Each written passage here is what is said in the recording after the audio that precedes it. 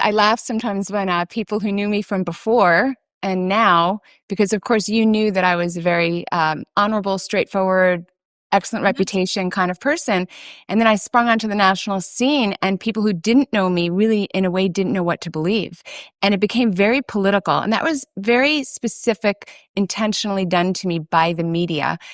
In my early interviews, the media distorted what I was doing and claimed it was Trump and it was right wing and it was conservative, when in fact, what I did was organize grassroots physicians to speak out on deadly failed federal public health policies.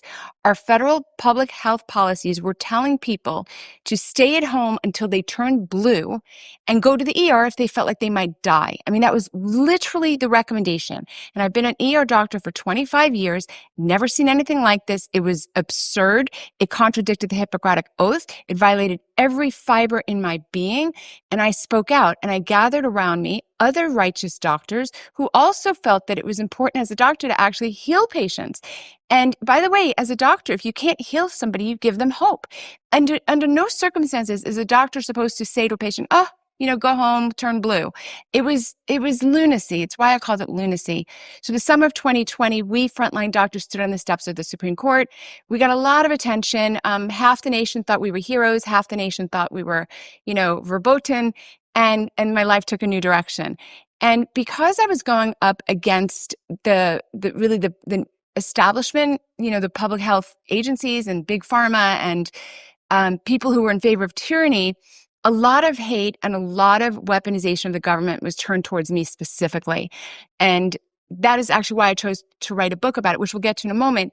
But I just became, I guess, a lightning rod.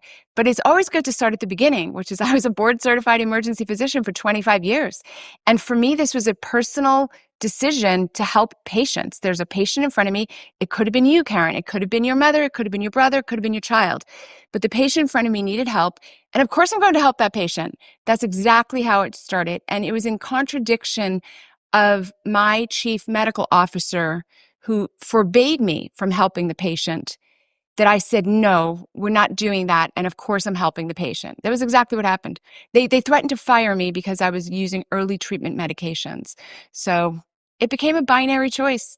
I want to encourage people, like, in their lives, like, it may not be quite as dramatic as my choice, but every day we all have choices. And you know what the right thing to do is.